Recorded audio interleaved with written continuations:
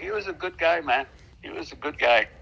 We hung out a lot, and when he wasn't flying, he was at the squadron, and I was there at another squadron too, but he was a good guy, man. I was really saddened when I heard that he had got shot down and shot. You know, he didn't die in the crash. He was shot exiting the craft. That's how he died. That's how I understand happened. But I think two other members died, and there was a survivor.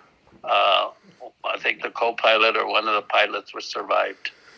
But yeah, I just wanted to touch base and be sure and tell your sister or your aunt that I got in touch with you, and just wanted to give you a little info about Rudy. We were both corporals in Vietnam, and when I got back, they made me a sergeant because I was still in the helicopter field. When I got back, Camp Pendleton has a helicopter field there, and that's where both I was coming. I came back, and that's where Rudy was supposed to come back. He knew that he was coming back to Camp Pendleton to the airfield, and that's when I found out when I got there off leave that he never made it back.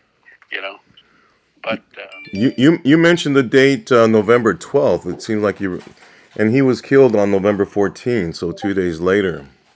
I think I saw him the day before. I'm pretty sure it was the 13th.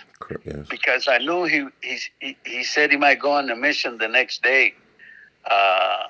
So I mean, I saw him right before he flew, man. Yeah. I knew that. I knew that. That's awesome. But so tell me again, you guys, both of you from the Valley, obviously. Well, the Valley, South Texas, and Yeah. did you guys do boot camp together? No. When I left boot camp, I was stationed at the air facility in Santa Ana. That's a helicopter base at the time. And I don't know if you're familiar with Santa Ana, those two big hangars that are there. They were blimp hangars, but it's also the headquarters for Marine Aircraft Group 36. And there was 5 squadrons in that group. And one of them was a VMO 6. That was Rudy's squadron. I was in the group logistics, but we shipped together on the ship, and that's where I met him, aboard the ship.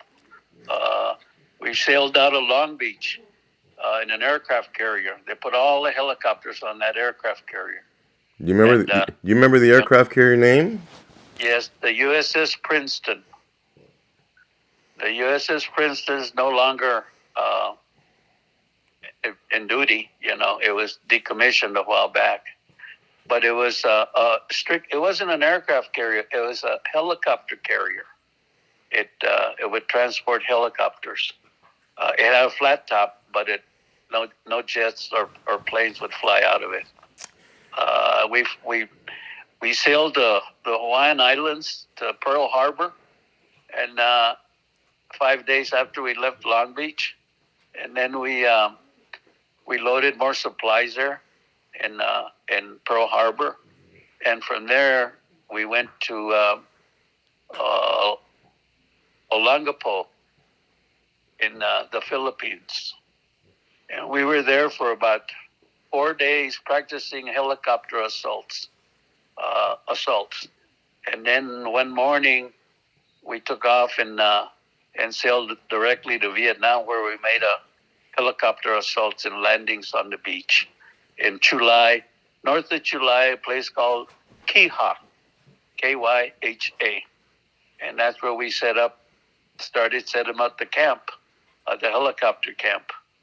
I didn't see Rudy much then, although I did know him aboard the ship, but I didn't see him because everybody was scattered. I was out in the perimeter, in the rifle company, and Rudy was back in the helicopter coop, with the group. And then after that, I started seeing them at the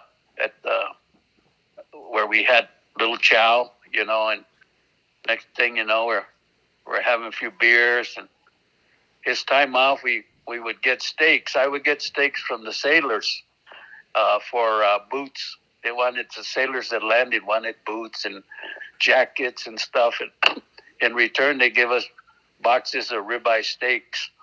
And Rudy would come over to my hooch, and some of the other Mexican boys, a couple of guys from Laredo and a couple of guys from San Antonio, and we'd come over and some of them would get tortillas from home and, stuff like that, and beans, and, we had a little barbecue at night sometimes, man.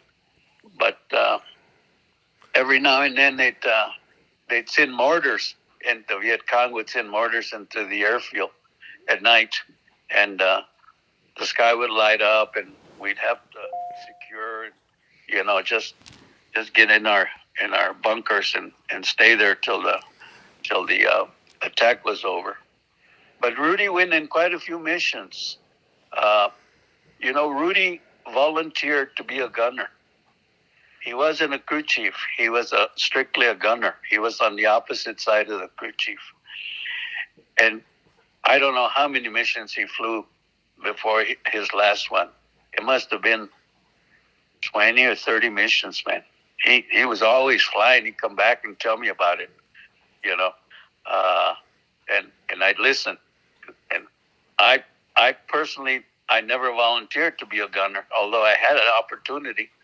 But I just stayed back, But why didn't you want to be a gunner? What was the difference? Getting killed. It was high risk. Simply, they would get extra combat pay, which, it was okay, but it was very risky, to fly. Rudy had a lot of guts, man. He was right there. He was first to go. He just wanted to be in the battle, and he'd come back. Jesse, you know what? I think I shot about 5 motherfuckers. That's what he'd say. That's interesting. Yeah, he was because he belonged to that VMO squadron, the Huey squadron, which is those small helicopters. He pretty much had priority to be a gunner.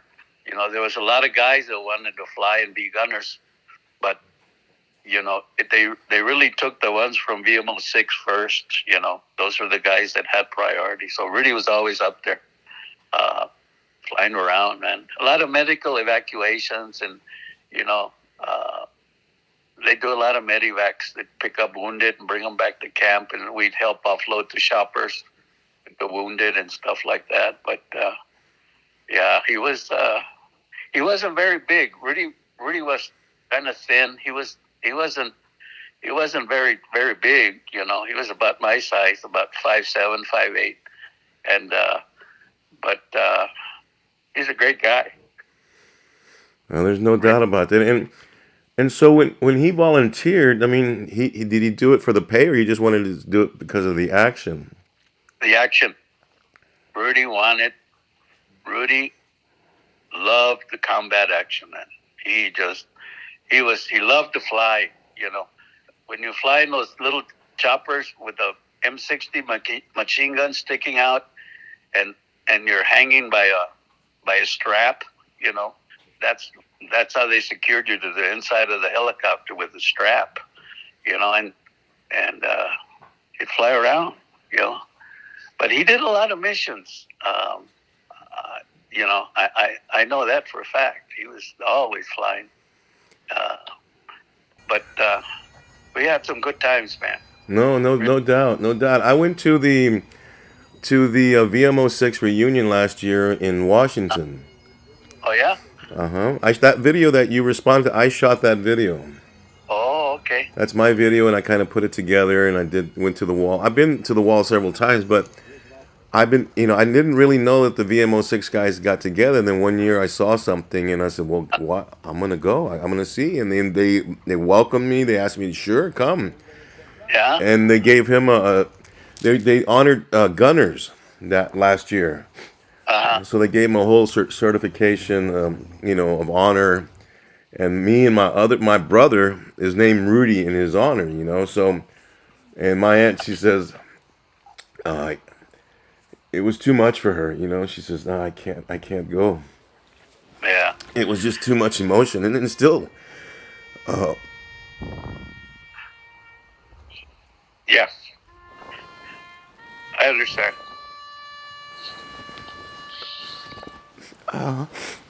excuse me. I mean, I knew my uncle. I knew him. I was young, but I knew him. And one of the things that inspired me with my uncle was I was a little kid, Yeah. and the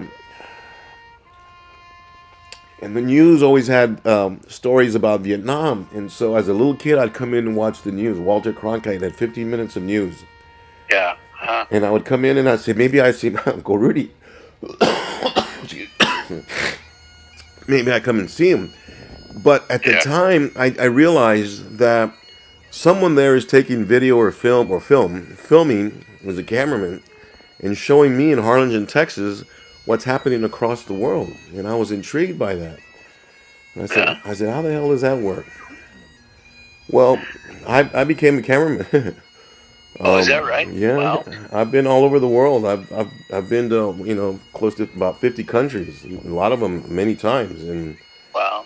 I've Uh-huh. been to Central America during the war, the Iran-Contra War. I've been to the tanker wars.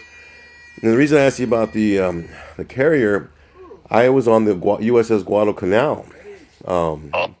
when they were doing missions on the Persian Gulf. They were escorting the tankers back when Mm-hmm. Iran was sowing mines. Uh-huh. And so I was out there for that. I was in Bahrain, I was in Dubai, I've been to Uh-huh. Baghdad, and so my uncle was a huge influence. I mean, not directly, but my love for him and me wanting to see him connected me with a world that brought to me the idea that, hey, someone out there is taking the camp, is doing the filming and showing people around the world places they can't be. Right. And that was my inspiration, and that's what I've done, most of my life, and I worked. You you can Google Marine Aircraft Group 36, I will. MAG-36, uh, and there's uh, there's a couple of videos of the camp of where we were stationed in Kija.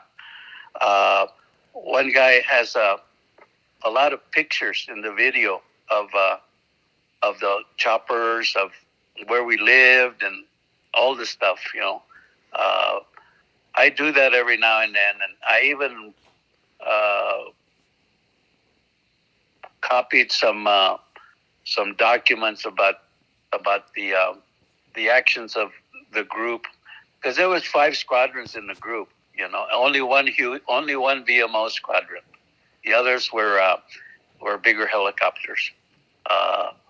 But every now and then I look and see if I can spot anybody I knew or where we were. Or something. When we first got there, we set up a perimeter around the camp. We lived in there in the foxhole for 6 weeks.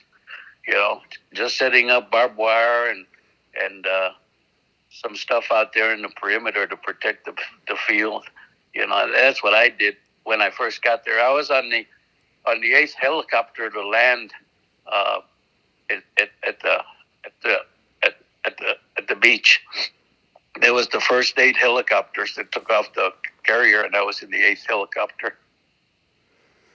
You remember all these things. It's amazing. Oh yeah. It's like Oh yeah. yesterday. Even it was 58 years ago, 59 years ago. Yeah, I know, man. It was.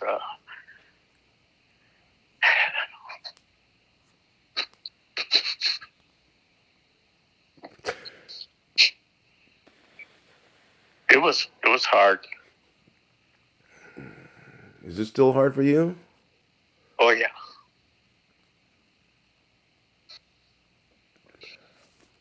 Yeah. It's still hard. had a couple of buddies that were shot by snipers. Wow. We used to go on patrol outside the barbed wire where we were setting up. There was 8 of us. We'd go out and scout and do patrol, and we'd get shot. We'd get shot. I never got hit, but 2 of my buddies, not at the same time, but they got shot by snipers while we were out there patrolling. It was, I'll tell you a story about me and Rudy. He came by, and he also had a pass to go out to the village, not to take the vehicle, okay? And he came by, he says, Jesse, there's an island across the lagoon out there, I said, yeah, I know. Everybody knows about the island. Well, they got a bar out there, and they got some whores out there. I said, they do? He said, yeah, man, you want to go? And I said, yeah, shit. So me and him took out. Then we got through the gate with his pass, and it wasn't dark yet. So we went down to the shore across from the island, and we got this guy in a little round tube, a little boat, and we asked him to take us across. It was only about 50, 60 yards across. Right. And he paddled us over, and Rudy says, well, I'm going to go first, and then you stay here and guard this guy because I don't want him to leave us here. I said, okay, Rudy, go check it out. And Rudy went to the bar out there. It was a hooch. It was some Vietnamese bar, It was just nothing big. And all of a sudden, I heard firing, shooting. Ta, ta, ta, ta, ta, ta, ta. And Rudy comes running back to the little boat. He said, Jesse, it's me. Don't shoot. Because as soon as somebody starts firing out there, the flares go up. The flares from the base, they go up and light up. It was dark already. They light up the sky. And Rudy jumps in the boat, and we start paddling with our rifles back to the main shore. And the little old man's paddling too, man. We're going like crazy coming back. And whenever they shoot flares and they hear firing, they lock up the gates to the base. Oh, shit. But, nobody goes back in. So all the patrols were coming back. And we ran into a patrol that was coming back, and Rudy knew the sergeant in charge of the patrol. And the sergeant told me and Rudy, what the fuck you guys doing out here, man? He said, no. We just came out for a while. He said, well, you better get back, get at the tail end of my patrol, and you can come in with us. And that's how we got back into camp, man. The sergeant let us tag along his platoon, in his squad to come back in. Yeah. And once we got in, Rudy says, man, we barely made it. I said, fuck, what happened? He said, well, they didn't shoot at me. There was they shot over. They wanted to scare whoever was there. They just shot across the top of the hutch. That's where the firing was. But Rudy never got hit, and he never fired. But he ran back to the boat, and we got back. But that's a true story, man. What was he trying to do at this bar or at this hutch? Get laid. Oh. Yeah, I mean, that's one time we went out to Quija, and we heard that there was 3 prostitutes in a hooch. That's what they call the little hooch. Yeah. And there was a line of Marines, man, to go in, and it was $20 a crack. Oh my goodness! And you couldn't drop your pants. You just unzip, and the whores were laying there, and they go next. Oh shit! And there was little kids looking through the bamboo, and laughing and giggling because all these targets were getting in there, getting laid, for $20. Rudy and I just walked by, and because the line was too long anyway, we weren't going to stand in line. Oh my goodness, I can't But imagine. I did run into one of my buddies from high school standing in line, and it was Victor Medrano. And I said, "God damn, Victor, what are you doing?" He says, "I'm going to get laid, man. I'm going to get laid." But that was life, you know. That's. We were all 20, 21, 22 years old, you know. Some 19, you know. But I'm 76 right now. So Rudy was a year or two older than I was. But he was a good guy, man. He was a good guy, you know. That's awesome. That's awesome. And how's your health? I suffer. I'm 100% disabled right now with the VA, and I have diabetes because we used to transport a lot of Agent Orange. Oh shit. Some of the other helicopters, not the VMO choppers, they didn't spray. The other choppers, the bigger ones, used to spray the Agent Orange. We used to offload the barrels of Agent Orange off of the LSTs that the sailors would dock on the shore, and we'd offload them in rough terrain forklifts and bring them and stack them. And so I was exposed to a lot to Agent Orange, and right away I was diagnosed with diabetes and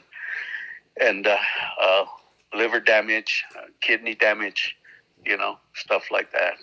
So the VA here at Loma Linda treats me real good. You know, I go in, get my checkups and get my treatments and get my tax-free paycheck every month. That's nice. You deserve it and you've earned it. So Yeah. But are you married? yeah, I have a wife. Been married 55 years. No. Wow, nice. Congratulations. I met her as soon as I got from Vietnam. I met her at a friend's house and started dating her, and then we got married. And we lived at Camp Pendleton there till I got out. And then we went back to Texas, to Corpus, and I worked for the Army back there for a while at the helicopter repair center because I knew a lot about helicopters. And they hired me right away. I went in for an application and interview on Friday, and they told me to come to work on Monday. Wow. That's how fast they hired me. And then we came back to California, and I went to work at El Toro when El Toro Marine Corps Base was around. And I was in civil service there. And from there, I went to work for GSA, the General Services Administration. Right. I was the GS-12 Quality Assurance Specialist for about 12 years. Then I got out and did some consulting, and I ended up selling fire trucks. That's what I did the last 23 years of my life. Wow. That's a I sold specialty. fire trucks and west of the Mississippi, any government agency wanted to buy one, they sent me out there. I sold fire trucks in Guatemala and Mexico, and mostly in Arizona, New Mexico, and Southern California. I sold close to 300 fire trucks in that time. And I retired 6 years ago from selling fire trucks. Wow, That's what I did. That's amazing. So you worked until you were 70. Yeah. I worked. My boss didn't want to. I had a lot of contacts and connections, and people like me. They call me, Jesse, I need to buy 2 fire trucks. Okay, I'll be over. You know, and that's how it went. Word of mouth. If they knew you. My boss didn't want to let me go, and he said, no, Jesse, you know, you can work until your 80s. We got guys in their 80s selling fire trucks. I said, no, I got to go because my diabetes was really getting to me. My legs were bothering me a lot when I used to fly with customers back east, the plants in Wisconsin and in Florida. And I told him I got to go. So I retired, and he said, you know what? I'm not going to give you a gold watch. I said, it's okay. He says, I'm going to give you your car. I had a company car. Wow. Really? He said, yeah. It's a It was Ford Escape that I had. And he said, that's your retirement gift. And he says, we're going to throw you a retirement party on the Queen Mary. Nice. I said, really? He said, yeah. So I invited some of the folks from the dealership here, and we went and spent the whole weekend on the Queen Mary. Compliments of him, and they gave me a party there and all sorts of stuff. It was great. It was a great send-off, all the fire trucks I sold. So it's nice, your dedication. That's beautiful. Yeah, that's what I did. So what do you do now? Oh, well, I lived all over the place. I was in Harlingen, and I worked at the local TV station, went to Austin, got fired there after 9 months. I got a job in Dallas, worked there for 2 years, and I ended up in LA working for Channel 4 here. And then I said I was crazy. I was 22, and I was the fourth TV station. I was just ready to go. And I went on my own and worked for a cameraman who was very, very good. I gave up shooting video and worked as a sound man. And we did a bunch of stuff, news specials, documentary style. And we traveled for many years, and then we broke up. And then I worked for CBS and ABC. I was in Central America. I was in the Middle East, but I was I lived here, and I moved back to Dallas, and then I went to Miami, then moved to San Antonio, and I was married. I got married, and then I had 2 kids, and I moved back to Miami, back to San Antonio, now back here to LA, where I've been here for the last, I don't know, 6, 7, 8 years or something like that. And I work now. I don't shoot news anymore. It just got to where they didn't do the same stuff, and I just was traveling 2 weeks a month, and it was pretty hard. And I mean, I loved it, but 30 years of it isn't plenty of time. Plenty of travel, and so I work now for the state of California, the California State Assembly. They have a department that does videos, press conferences for the assembly members. It's not politics. It's no campaigning. None of that. If it's they call it legislative intent. So if they want to talk about a bill, or they're going to give a check to an organization, then they want a press conference, and they stream it to YouTube and Facebook. I'm based here along with 3 other camera guys and 1 photographer in Los Angeles, and the main office is in Sacramento, and so we provide video media services for all the assembly members in the whole Southern California, and there's a bunch of them. So I get to go to the Inland Empire here and there, and I go down to San Diego. I go up to Bakersfield, and where else? What is it called? Calexico. Oh yeah, that's my favorite customer, Calexico. Calexico. I sold them. They're a little town, but I sold them 4 fire trucks down there during my time. Calexico, nice little town. Yeah, it's an interesting town. So there's an assembly member there, and he sometimes wants services, so we have to go out there, and so I'm all over the place, and I live in Santa Clarita, okay. Right next to Six Flags. It's a new community, and we're here, and we'll probably be here for a couple more years. I'm 60, so I don't know when I need to retire. I want to retire soon, and so I have a nephew that works for ABC. Really? He does the 5 o'clock. He's the anchor on the 5 o'clock news in Chicago. Nice. Yeah, his name is Rob Elgas, Elgas. He's my sister's boy, and he's been doing news. He worked at El Paso for about 5 years, and then he had a chance to go to either LA or Chicago. And since he was born in Crystal Lake, Illinois, and he decided to go back to Chicago, and he's been there ever since. working. I think he worked for CBS for a while, and then he moved over to ABC. He's been with ABC for 8 to 10 years now. It's WLS. Yeah, yeah. ABC in Chicago. He does the evening news. Nice. That's a The 5 o'clock that's news a or something prime like spot. that. Yeah. Yeah. Well, that's great. That's great. And I have another nephew of another sister that did 3 tours in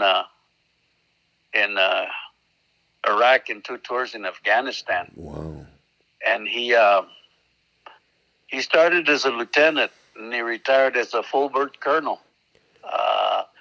Right now, he's in charge of all the government programs for Caterpillar in Illinois. Nice. He does, yeah. There have been some good boys in my family. I just had a brother that passed away. He was a master sergeant in the Marine Corps. He served 22 years in the Marine Corps and retired and lived in Corpus.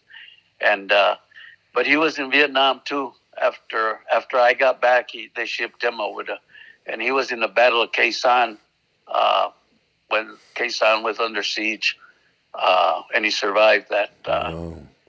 I had another brother that was stationed in Korat Air Base in northern Thailand when I was in Vietnam, and he was an air policeman up there. And when he got out, he went and applied with DPS, the Texas State Troopers, Yes. and he got in. He was a state trooper, stationed in Temple there for a while, and he rose to the rank of sergeant in the state troopers. And but he was in the driver's license section, DPS. You know, Right. they have the driver's licenses departments in DPS. Yes. And for a long time, he was down in McAllen. He was in charge of 23 counties Jeez. in South Texas. All of those counties out of McAllen. And unfortunately, he passed away early. He was 47. Wow, that's young. He died of waiting for a heart transplant. Jeez. Early on, when he was in the trooper ranks, he arrested a guy that had hepatitis, and my brother caught hepatitis from him, and it damaged his heart. So for a long time, he had a weak heart, and eventually got to him. You know, he had to retire, and he suffered, but he was proud to be a trooper. Yeah, it's nice. It's wonderful. Yeah. I'm sorry to hear that. Yeah, my dad passed away at 47. Uh-huh. And my aunt, Frances, they call her Tia Panchis. She's the last of the sisters. She's the last of the family, you know. And He lives in Houston, you said? she lives in Houston, and she's been married to her husband 55 years, Willie Oh. Guillermo Garza. And, you know, I've always had this thing for my uncle, you know. I mean, I've always, you know, I used to have a little picture of a little black and white, little Polaroid. I don't know. They're not Polaroids. It was a little black and white with the frame and to tell you what year it was shot. Yeah. Of me, a little kid, like almost. I mean, I was a toddler, a baby, with Yeah. my uncle Rudy at the Port Isabel and my dad at the Port Isabel pier fishing. Oh, yeah? And so I had this picture on my refrigerator in San Antonio. So every day I would see this picture, and I'd go to the refrigerator, and one time my grandmother, his mother, she showed up and spent some time with us, and she left, and I had been so used to seeing the picture, it took me a couple of days to figure out it was gone. Oh, no, she took it? Well, to the last day, she claimed she didn't. I mean, come on. Oh, boy. So what am I gonna do? You know, so it's a funny story. You know, so mamá, did you take the? No, mijito, yo no sé, no sé nada de eso. And Oh, it was just a point of contention. Oye, mamá, dame mi foto, give me my picture, And she said, no, qué picture, qué foto, no sé lo que habla, So it was just, and I know she had it. I mean, there was no doubt. Because that photo didn't move from that refrigerator spot. And so I've always had this admiration for my uncle and wanting to know more. And so I started interviewing my aunt and my uncle, and I went to the VMO6, and I have kind of a collection of all his things. I have the telex, the original telex where they sent the family uh-huh. the Oh, news, and I have his service card. uh-huh. I have a lot of his things, and I don't know how I ended up with them, but I have them.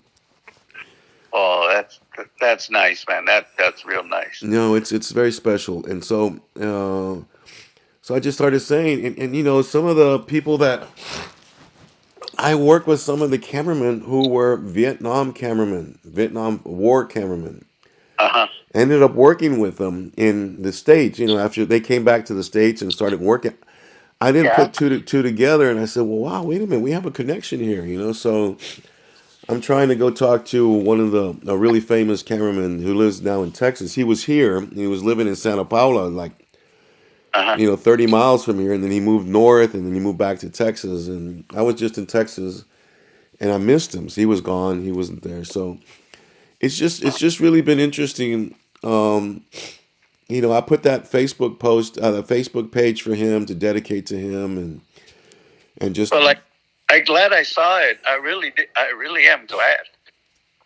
Uh, me too. I just, I just wanted to write something. Well, and it's I don't know how to explain it, and I think there is no explanation. Um,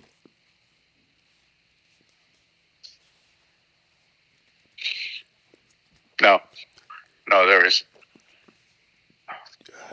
you guys are special. You guys are special. That was a period of time that will never be like that again. And he volunteered for the service. He didn't get drafted. Were you drafted? Oh no, I volunteered. I volunteered because I I used to fight. I was small in high school to be in the football team, so I started boxing primarily because I have a cousin that had just returned from the Olympics. He was on the 1960 Olympic boxing team for the United States. His name is Humberto Lefty Barrera. He's from Robstown, Texas. Robstown. Yeah, and he was on the same boxing team with Muhammad Ali, with Cassius Clay. He was the flyweight on the boxing team, and Cassius was the light heavyweight at the time. And he inspired all us cousins to fight, and I fought in the. I was a novice champion in 64 in Corpus Christi, and then when I joined the Marine Corps, I joined the Marine Corps boxing team. They had a boxing team, and we fought for a little while, and then they disbanded us because of Vietnam, and we had to ship overseas. But I was fortunate enough to box aboard the ship, aboard the Princeton. There was Marines versus the sailors up on the deck. Huh. We used to have smokers up there, and I used to fight up there against the sailors. And then when I got to Vietnam, we also had smokers in Vietnam. I got pictures of me fighting in Vietnam in one of the smokers. What are the smokers? What is that? That's what they used to call the bouts. Oh. They used to have 10 fights, and they were called smokers. The whole thing, instead of calling them boxing matches, they used to call them smokers. So that's what I did whenever I had a chance, to fight in some of the smokers there in Vietnam. It was something to do, So because all we did is drink and smoke and eat, and then shit and and that's about it. And be careful, So Raise some hell. it was it was quite an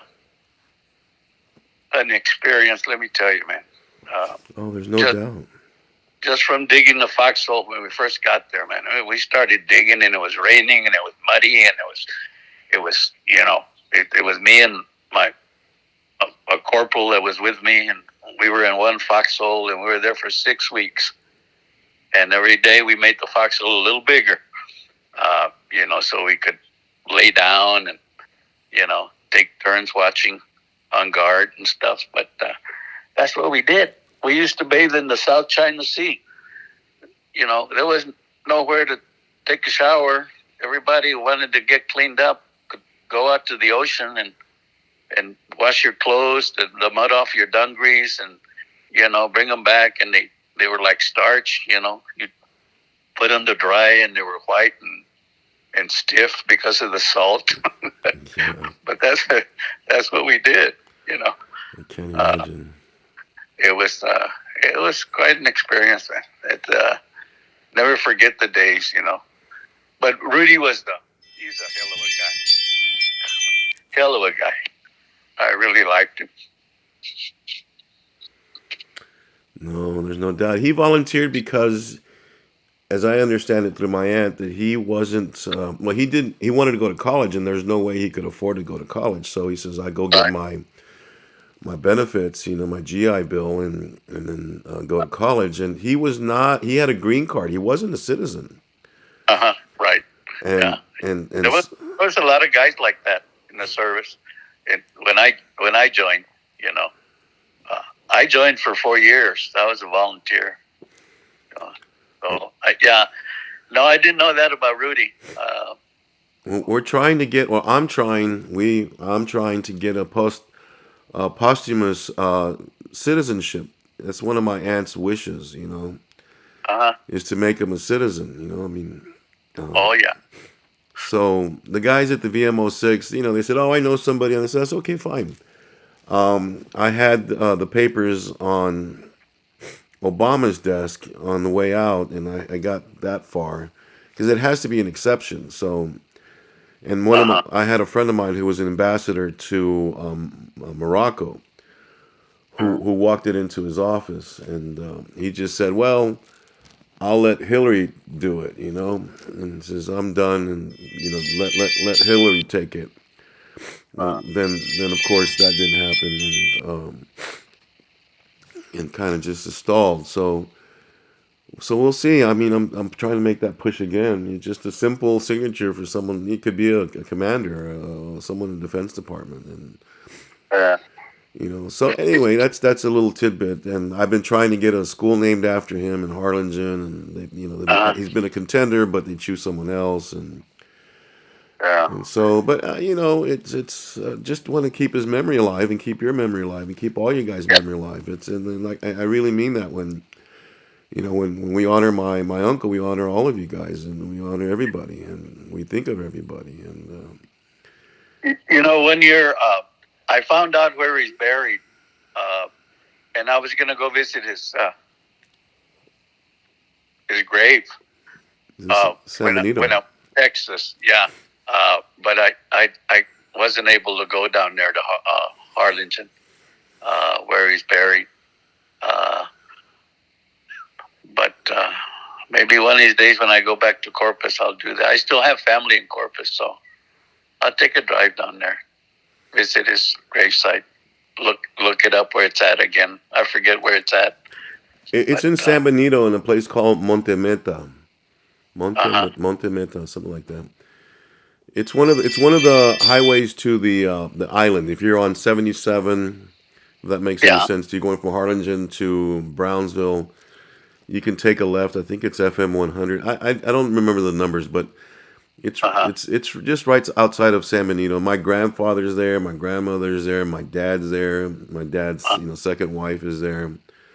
And so we have some family members there. So he's there, and he's easy to find. He should be. But how are your days? Do you stay busy or do you take it easy or? I play golf.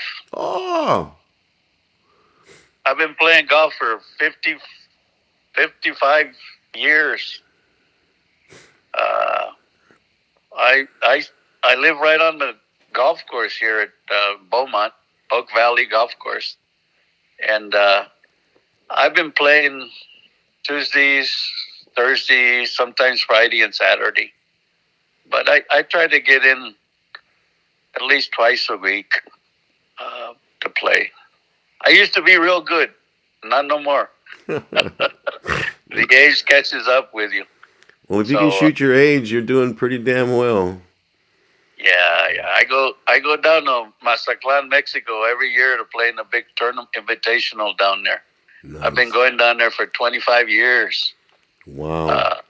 It's a tournament it's an invitational. It's been going on for 48 years, I think, down there. And it's for amateurs, you know. So we go every November down there. As a matter of fact, I'm already booked. Flight and hotel, ready to go down. So you're active. What? Huh? You're very active. Yeah. Oh, yeah. No, I belong to, we belong to a wine club here I live in a 55 and over community.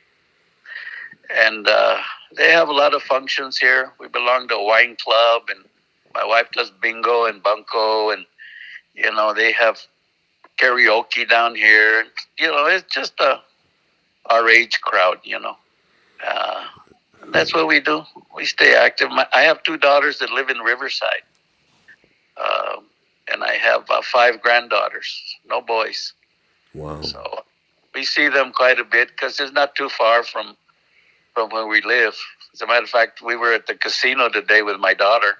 She called us. She said, "Dad, you want to meet me? I'm going to be at San Manuel Yamabad Casino." I said, "No, your mom can go." But they talked me into going. So I went and lost some money, and I came home. Well, they didn't build that place on winners, that's for sure. Oh, yeah, I know. We enjoy it. Yeah. We have a little fun doing it. And we try to stay away as much as possible, You lose money, I mean, last year I won a jackpot. I won $12,000. Wow. But and that's once every 20 years. It doesn't happen too often. Yeah, that's the hook, right? Oh, yeah. Yeah. No. Well, listen, Yeah. it would be wonderful. Like I said, I may mention to you, I'm recording stuff about Rudy, and I would like to sit down with the camera and just talk to you, just like we're having a conversation right now. Would that be okay? Sure. No problem. Just you and I sit down and shoot the shit like we're doing, but in person. Yeah. Okay. And just have a silly camera, on the tripod a couple of feet away from us, and just get you and talk to you about your life and Rudy and all of that good stuff. And I play golf too. We're not gonna record the visits to the whorehouses. No, we don't do that between me and you. Of course, that's funny.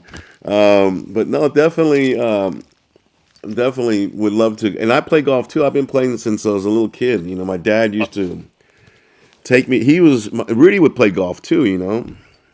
Oh no, I didn't know that. He played golf, and he got my dad to start playing golf, and so my dad started playing golf, and he was pretty good. He was a scratch player. He was a hustler. He'd go out there and try to make some money, and Oh yeah. and so every summer, I lived with my dad. When my parents got divorced, I lived with my dad, and in Harlingen, Texas, Tony Butler Municipal is the name of the course. And he would drop me off and give me a quarter, and he'd say, "I'll see you at 5." He dropped me off at 7:30, and he said, "I'll see you at 5. Here's a quarter. Don't spend it all." I went down. I used to belong to the Pan American Golf Association. Yeah. And 1 year we went to Bronzeville to play, and there was 2 courses down there: the Angel and the Devil, El Ángel y el Diablo. Rancho Viejo. Yeah, well, they were called El Ángel and el Diablo. But the country club was called Rancho Viejo, and they had 2 courses. The Angel was long, and then the Diablo was short, but with all the orchards and tight. Yeah. Well, we played a tournament down there. There was maybe about 800 or 900 players from the Pan American Golf Association.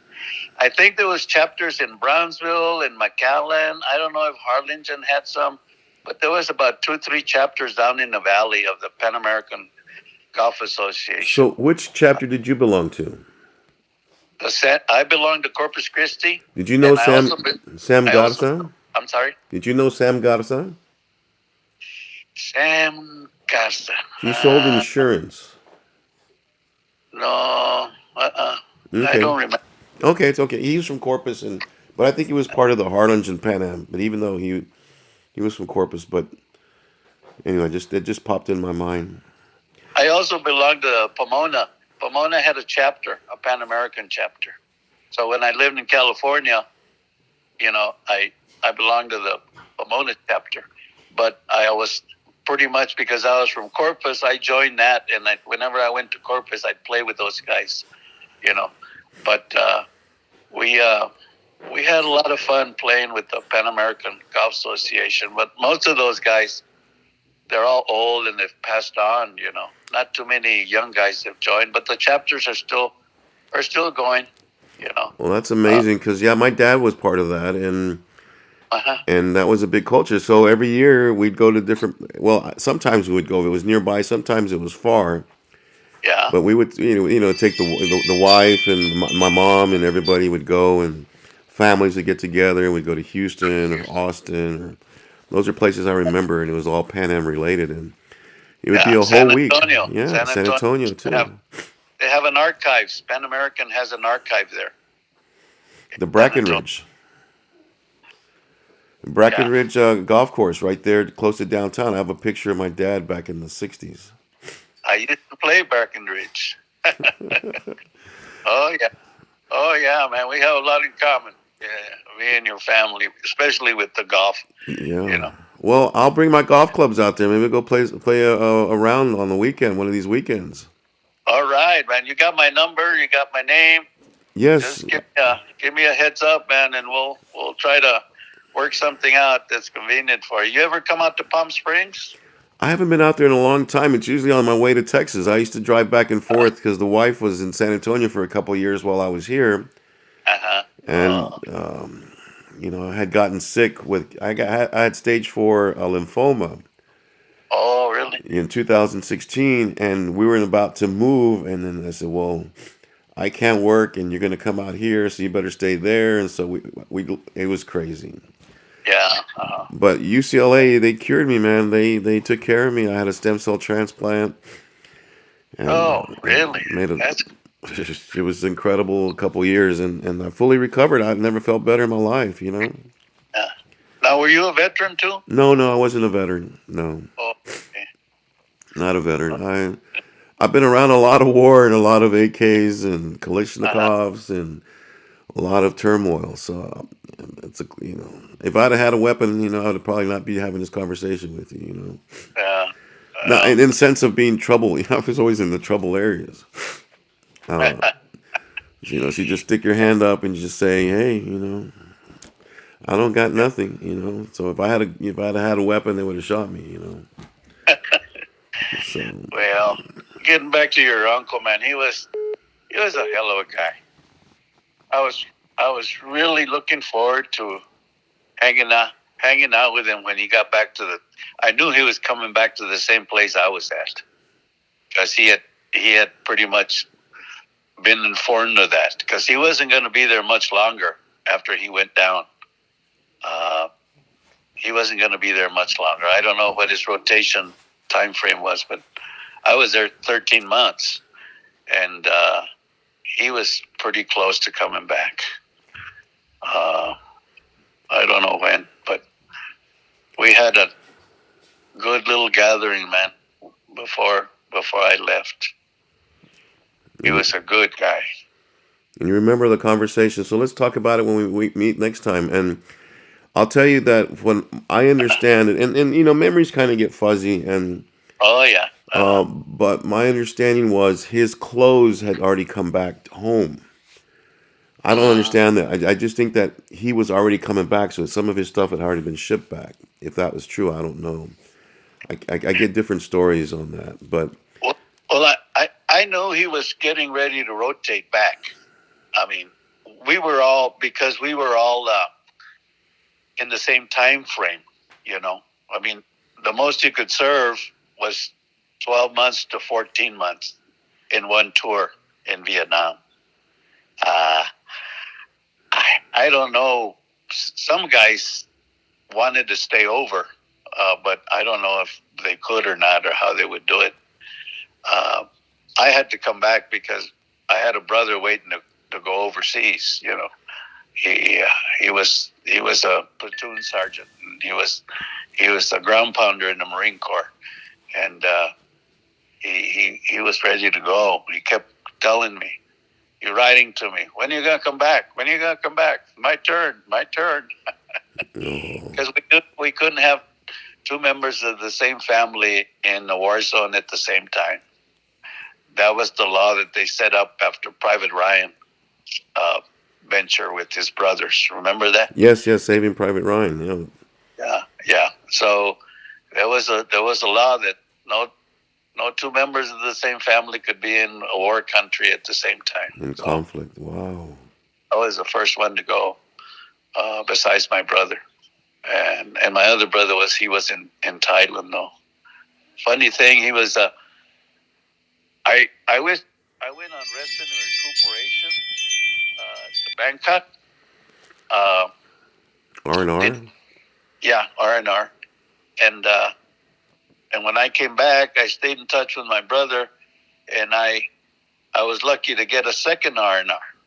So I went back to Bangkok, and he was supposed to come down. Korat Air Base is 150 miles north of Bangkok, and he was supposed to meet me down there, but there was a bus that would run through the base and bring people down, and he missed it.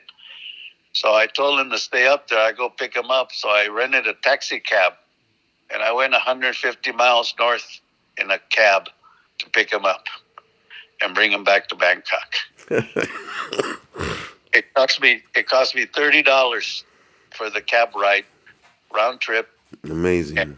And all the food and drink that the cab driver could intake. You know, that was the deal. So he took me up there. I got to the base, and my brother said, "You're fucking crazy, man. Let's go. Get in the cab." So here we are in the middle of the night coming back. And there was no paved highways coming back from up there, man. It was half jungle coming back. So the goddamn taxi cab had a flat. Oh, shit. He had no spare. So he takes the tire off, leaves it up in the jack. Me and my brother fortunately had a case of beer and a big old Bowie knife. And we sat on the hood of the car in the middle of the night drinking beer, telling stories. Wow. While this guy went down the village to get his tire fixed. He came back about 4 or 5 hours later with the tire. They brought him back and put the tire back in the cab, and we proceeded to Bangkok for the next 4 days. It took you that long, huh? Yeah, we were there I had $1,000 when I got there with my brother. And when I left, he said, "Lend me $10 to go back to the base." I said, "I only got $5." Oh, shoot. Hadn't seen him in years, a couple of years. He was a year and a half older than I was. He's the one that became the state trooper eventually. Good guy. Yeah, good guy. Good time, good money well spent. Oh, yeah, man. I'd do it all over again, man. But getting back to your uncle, man, I miss him. I always have. It's wonderful that you reached out. It means a lot. It really, really, really means a lot. You know, he's never forgotten, and you didn't forget him, and there's just nothing. There's no words. No words. I had some pictures of him. They got lost. Somehow they ended up at there were slides. I had slides back then, and somehow I had couple of hundred pictures, and I know Rudy was in at least 20 of them. Wow.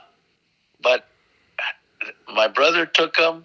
My sister-in-law got rid of crap, and they got lost along the way. I could never find them at my mother's house, my sister's house, my sister-in-law's house. I just could never find the slides, man. Yeah, those are priceless. Priceless. Oh, let me tell you, man. I wish I'd have hung on to them myself, you know. But they just disappeared. I did have a few pictures, but they're mostly about me and some of the guys Yeah, that'd be good. that were with me at the camp. But no, I didn't have any Rudy at all. But every year I do a post in Memorial Day and put Rudy in my Facebook post. Oh. And another buddy, the one that was in boot camp with me, that was shot by a sniper. Damn. I put them together in memoriam. That's nice, beautiful. That's really wonderful. Yeah. That's really. I got a hold of his girlfriend from high school. Is that right? Wow. Okay. She was very shy and she was still troubled by. She got married, and the fact that there was history with Rudy and her husband. It was very it caused a lot of problems. Really? Even though Rudy wasn't here, even though Rudy was dead or had been killed, it was still something that I don't know. The way she explained it was, and she had all his letters. He would send her letters from Vietnam, and I said, "Do you still have them?" She says, "No, it wasn't. Not too long ago, I got rid of them. I mean, not too long ago. It was like 10 years ago or something." So she had all his letters and pictures, and I think she was kind of hesitant to get involved in the conversation, and she just says it was just heartbreaking, and it was very painful for many years, and then I got married, and it still carried into my marriage, and Oh yeah. and so I understood, and I wanted to go see her and talk to her, and she says, "No, I can't do that right now." And I said, "Oh, no big deal, no big deal. I just wanted to, just to come out and just have a conversation." But she didn't want to engage. It was very, very difficult for her, and I think that would. Oh, I can imagine. Yeah. It would open up those wounds, like memories have no time. Memories is like yesterday, is like day before. Someone says, time heals. That's bullshit. It doesn't. That's whoever said that is crazy, because you can think of something with just a smell of something, boom, it takes you right back to it where that event happened or something happened, or good, bad, or indifferent. It just doesn't. Your mind is so powerful, it just goes back, Yeah. No. There's a master gunnery sergeant, he was a gunnery sergeant in our group. His name was David Kaufman. He was a Creole from Louisiana, and he wanted to be a gunner, and he did, because he had the rank. He was a gunner for a while, and then when we got back from Vietnam, he wanted to go back to fight. He just had it in him. He wanted to be a ground pounder, which is a infantryman, and lead a platoon and a squadron and stuff. And you can search him on Facebook. I mean, on Google. His name is David Kaufman, and he went back, and he was killed. He was killed in Louisiana. Has done some memorials for him and stuff, and wrote some nice stories about him. Another gunnery sergeant that was with us in the group, as soon as we got there, 2 weeks after we got there, because they had rank, and he wanted to be a gunner, and he went up there, and he never came back. He died. They were shot down too. But gunners were brave men, man. They were brave. They had balls to go up there. and get shot up and killed and so forth. And that's one thing about Rudy. He had balls. Yeah. No doubt about it. He had balls. What a guy. What a guy. What an uncle. Yep, definitely, definitely. Well, And Jesse, we used to speak in Spanish all the time, you know. Hey, vato, ¿qué pasó? Hey, papá. And the gringos hanging around. Hey, man, what the fuck you guys saying? Speak English. Chingada, cabrón. We just crack up, man. That's We funny. just don't pay attention, Rudy. Síguele, vato, síguele. We crack up. He come over to my tent, you know, in the afternoon. We sit around, drink beer, smoke cigarettes, not joints, but we smoke cigarettes and just hung out, man. Just hung out. That's awesome, Jesse. That means so much just to know and hear stories from him and keep his Memory alive. definitely, definitely. You don't know how much this helps, and Yeah. Well, I commend you for keeping his memory alive too. You know, it's important for you and write things down. And you know, I'm doing a little book for my family. Some pictures and some history about me, and you know, for my grandkids, and you know, so they know a little bit about me when I'm gone. You know, oh, that's well, maybe we can do important. something Yeah. in that regard. You know, I'll you have a DVD player? Uh, no, No. no. Are you pretty No, good? Are you pretty good with we're computers? If I send you a link, you can look at something. oh yeah, yeah, yeah. Send it. Send me. Well, send it to my phone number. Okay. You know, you send me a message, or you know, I have an email account also, and I'm on Facebook. Okay. So that's the extent, you know, of you know, when we get old, we don't do a lot of that ticky stuff, you know. We rely on the grandkids. To come and fix the phones and come and do this and change this. Yeah, I get it. Yeah, definitely. Yeah, yeah. I have some pretty sharp, a pretty sharp son-in-law and some granddaughters that just, you know, they take care of grandma and grandpa. That's awesome. That's beautiful. That's beautiful. Well, Jesse, this isn't the last conversation we're gonna have, and we're gonna play some golf.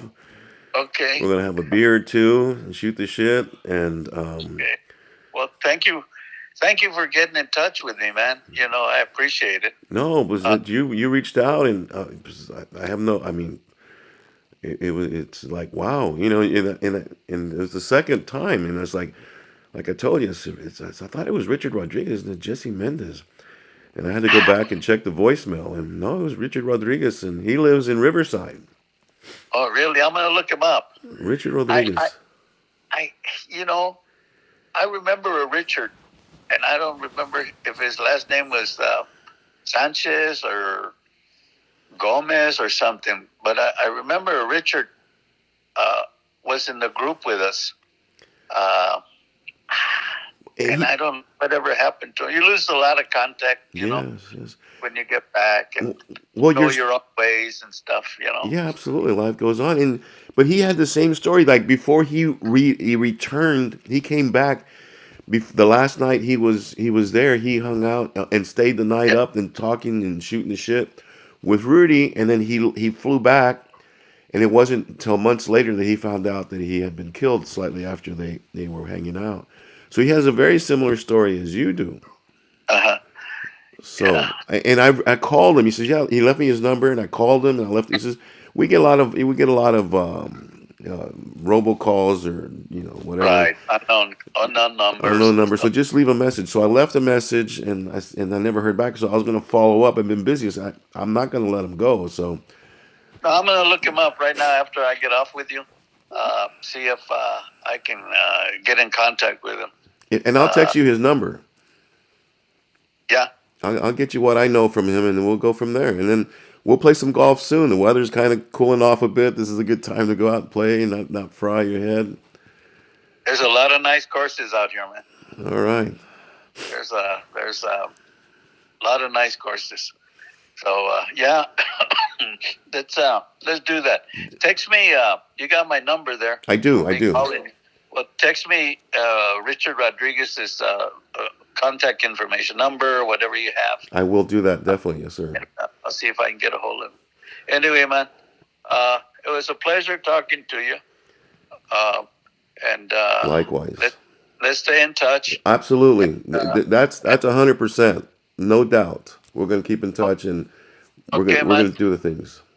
Take care. All right, sir. All right. Goodbye. Thank you, sir. Bye-bye.